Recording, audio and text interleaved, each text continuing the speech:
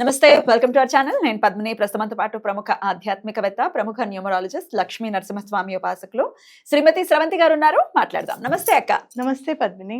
ఇంట్లో financial issues గనక ఉంటే, అంటే ఆర్థిక పరమైనటువంటి ఇబ్బందులు ఉంటే, డెఫినెట్ ఇప్పుడు ఎవరో మహానుభావుడు అన్నట్టు ప్రతి సంబంధం కూడా ఆర్థిక సంబంధమే. ఆర్థికం అంటే డబ్బుతో రిలేట్ అయి ఉంది, అంతే కదా. నేను నిన్ను ప్రేమిస్తున్నానంటే కడుపు నిండే పరిస్థితి ఉండదు. ఓ పూట నిండుతుందేమో, రెండో పూట మాత్రం వాయిస్తుంది.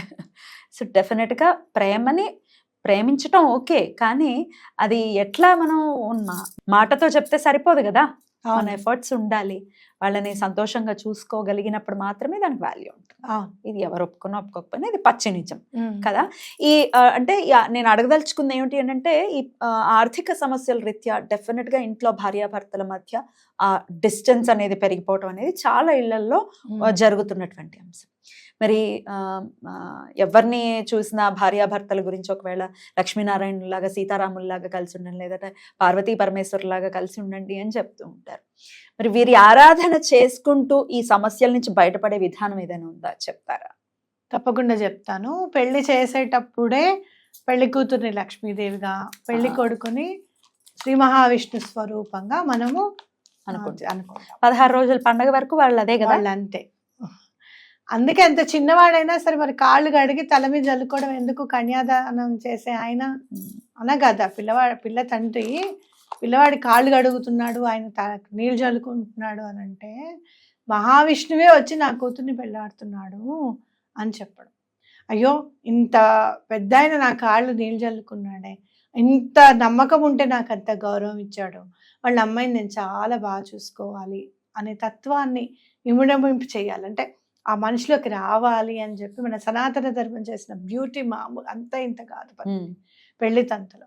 మరి పెళ్ళైన తర్వాత ఎవరిని ఆరాధించాలి అంటే తప్పకుండా శివపార్వతుల్ని, అలాగే లక్ష్మీనారాయణని తప్పకుండా ఆరాధించాలి. ఇంట్లో గొడవ అనేది ఉండకూడదు అంటే, ఈగో ప్రాబ్లమ్స్ ఉండకూడదు అంటే లక్ష్మీనారాయణని ఆరాధించాలి. నాకు అనిపిస్తుంది అంత లక్ష్మీదేవి కదా ఆవిడ.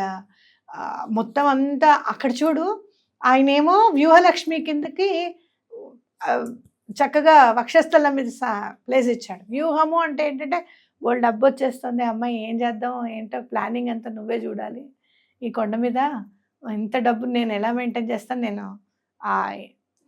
చూసుకుంటూనే ఉన్నాను, భక్తుల కోసమే గంట పడుకోబెడుతున్నారు, ఇలా పడుకోబెడతారు, కునుకు పట్టే లోపల లేని ఆయన అని చెప్పి లేపేస్తారు, కౌసల్య సుప్రజా రామ అంటూ లేపేస్తారు, మళ్ళీ తల్లిని పిలిచేసరికి మెలకు అంటున్నాను. ఇప్పుడే కదా మెట్లు దిగి పైకి వచ్చారు, మళ్ళీ లేపేస్తున్నారు. అలా అంత బిజీ షెడ్యూల్లో వ్యూహం అంటే ప్లానింగ్ మొత్తం అమ్మవారికి ఇచ్చారు. నాకు ఇచ్చారు కదా ప్లానింగ్ అని ఆవిడేమి మామూలుగా ఊరికే కూర్చోదు, బయట నుంచొని ఎవరేమి ఇచ్చారు ఏంటి సంగతి అని చెప్పి నుంచొని ఉంటారు లక్ష్మీదేవి. మన తెలుగు సాంప్రదాయంలో ఎక్కడ లక్ష్మీదేవి నుంచోదు, మన దగ్గర కూర్చునే ఉంటారు, పాదాలు కూడా కనపడకూడదమ్మా అని చెప్తారు. అలాంటిది ఆవిడ అక్కడ నుంచొని ఉంటుంది. ఎక్కడ ఈగో ఉంది చెప్పు, అంత ఉన్నా కూడా కాళ్ళు ఒత్తుతుందే స్వామిది. ఎందుకు కాళ్ళు ఒత్తాలి అని అంటే, నాకు మొన్న దాంట్లో చదువుతున్నాను, మామూలుగా వ్యర్థము అనేది మన బాడీలో ఉంటుంది, అది వాయువు రూపంలో సంచరిస్తూ ఉంటుంది వ్యర్థం అంతా. ఆ వాయు రూపంలో వ్యర్థం పోవాలి అంటే కాళ్ళు ప్రెస్ చేస్తూ ఉంటే గనక లింఫ్ నోడ్స్ లో ఉన్నవంతా కూడా వ్యర్థం అంతా కూడా వెళ్ళిపోతుంది. అంటే కాళ్ళు నొక్కింత మనకి హాయిగా అనిపిస్తుంది, ఎక్కడికి వెళ్ళిపోయింది ఈ బాధ అంతా అని అనిపిస్తుంది. ఆ కాళ్ళు నొక్కుతూ ఉంటుంది ఆ స్వామి వారితే, నాకు ఇంత ఉందని కూడా ఏమి ఆలోచించకుండా. సో ఈగో ప్రాబ్లం అనేది ఉండకూడదు అంటే గనక లక్ష్మీనారాయణని పూజించాలి. వాళ్ళని తప్పకుండా మీరు ఎలా పూజిస్తామండి, చాలా టైం పడుతుందండి అన్ని చదవడానికి, మాకు చాలా హార్డ్ అండి అని అంటే కనుక నేను ఒక స్విచ్ వర్డ్ చెప్తాను. చాలా అర్థం ఉంది దీంట్లో. Together divine, divine together. సంపుటీకరణ లాగుంది, జటలాగుంది అదే. డివైన్ టుగెదర్, టుగెదర్ డివైన్ అని కూడా చదువుకోవచ్చు. డివైన్ టుగెదర్ అంటే ఏంటి అని అంటే, వాళ్ళందరూ నాకు నచ్చాలి అంటే, వాళ్ళందరూ నాకు నచ్చాలి అంటే నువ్వు ఎట్లా బిహేవ్ చేయాలి, వాళ్ళందరికీ నువ్వు నచ్చేటట్టుగా బిహేవ్ చేయాలి. అలాగే టుగెదర్ డివైన్, నేను వాళ్ళకి నచ్చాలి. ఈ రెండు మాటలు అనుకుంటే గనక భార్యాభర్తల మధ్యలో ఉన్నవన్నీ కూడా తొలగిపోతాయి. స్వామివారిని ఎలా మరి వాళ్ళని ఎలా మనం దండం పెట్టుకోవాలి అంటే గనక తేనెని నైవేద్యం పెట్టి, స్వామి మీ ఇద్దరు ఎంత అన్యోన్యంగా ఉన్నారో మమ్మల్ని కూడా అంత అన్యోన్యంగా ఉండేటట్టు దీవించండి అని చెప్పి దండం పెట్టుకొని 1 గంట తేనెని అక్కడ వదిలేసేసి రోజు కొంచెం ఇంత తేనె ఇద్దరు కూడా కాస్త కాస్త తీసుకోండి. చాలా మంచిది. తప్పకుండా దేశీ తేనెనే తీసుకోండి. ఏదో తయారు చేసిన తేనెలు మాత్రం వద్దు. తప్పకుండా న్యాచురల్ హనీ దొరుకుతుంది మీకు. న్యాచురల్ హనీ చాలా బాగా పనిచేస్తుంది. ఎందుకు అంత బాగా పనిచేస్తుంది అని అంటే ఎన్నో తేనెటీగల కష్టం కేవలం మన కోసం వదిలేసి వెళ్ళిపోతాయి. అప్పుడు తయారు చేసేదాకా కుట్టి చంపేస్తాయి ముట్టుకుంటే. ఇది అమ్మ వంటంతా అయిపోయిన తర్వాత నైవేద్యం అయిన తర్వాత తినాలని ముట్టుకో, వాసన కూడా చూడద్దు, వెళ్ళండి ఇక్కడి నుంచి అనేది మా అమ్మ.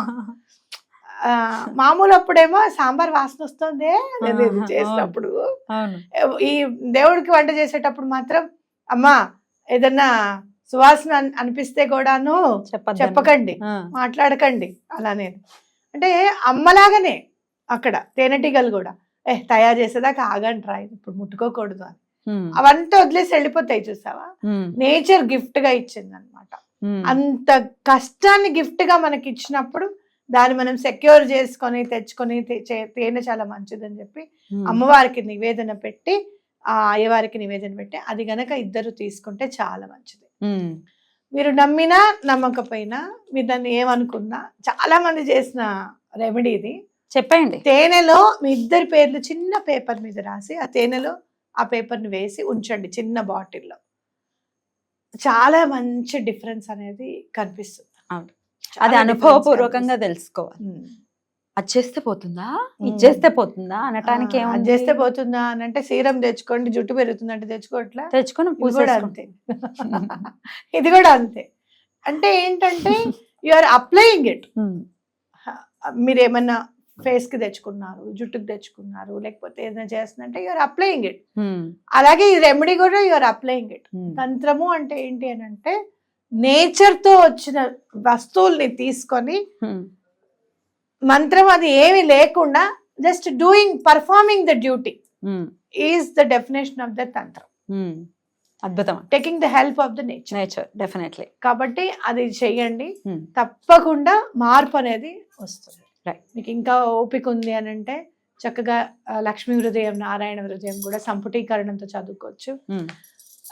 ఒక్కసారి వాళ్ళిద్దరికి దండం పెట్టుకుంటే చాలా మంచిది అనమాట. చాలా బాగా కలిసి వస్తుంది. అలాగే ఖచ్చితంగా కలిసి రావాలి. వాళ్ళిద్దరు ఎంత అన్యోన్యంగా ఉన్నారో ప్రతి జంట కూడా అలాగే అన్యోన్యంగా ఉండాలి, వారి అనుగ్రహం ఉండాలని. శ్రీనివాసుడు అన్నారు ఆయన. శ్రీనివాసుడు అది అంటే ఏంటంటే లక్ష్మి దగ్గరే ఉంటారు, ఆవిడ ఆయనకి అంటుకునే ఉంటుంది. కాబట్టి తప్పకుండా మీ ఇద్దరు అన్యోన్యంగా ఉంటారని ఖచ్చితంగా చెప్పుకోవచ్చు. మీరు ఎందుకు ఉండాలి అన్యోన్యంగా, మాకు అవసరం లేదు, ఉంటే ఉంటాడు లేక లేదు అన్న ఫీలింగ్లో ఉండకండి. ఎందుకంటే ఫైనాన్షియల్ అబండెన్స్ ఎక్కడ ఉంటుంది, మీరు ఉన్నారు చాలా హార్మోనీగా ఉన్న ప్లేస్లోకి వెళ్ళాలనుకుంటారు. గొడవలుగా ఉందంటే మనం వెళ్తామా, వెళ్ళాం. అలాగే అమ్మవారు కూడా హార్మోనీగా ఉంది, ఇంట్లో ఒకరికొకరు అడ్జస్ట్ అవుతున్నారంటే సర్లే వెళ్ళి చూద్దాం, వాళ్ళ ప్రాబ్లం ఏంటో సాల్వ్ చేద్దామని అనుకుంటుంది అమ్మవారు కూడా. అందుకే గొడవ అనేది ఉండకూడదు ఇంట్లో అని చెప్పేవారు. లక్ష్మి ఉండదు, ఇలా చేయకూడదు అని చెప్పి కొన్ని రూల్స్ ఉన్నాయి మనకి. చిన్నప్పుడు మనం చెప్పుకున్నాం, ఒకసారి వీడియోలో చెప్పుకుందాం మనం ఏమేమి చేయకూడదు అని. ఇంట్లో లక్ష్మి ఇంట్లో ఉండాలి అని అంటే మనం ఏమేమి పర్ఫామ్ చేయకూడదు కూడా చెప్పుకుందాం. చాలా చక్కగా వివరించారక్క. కృతజ్ఞతలు. నమస్తే అక్క. నమస్తే.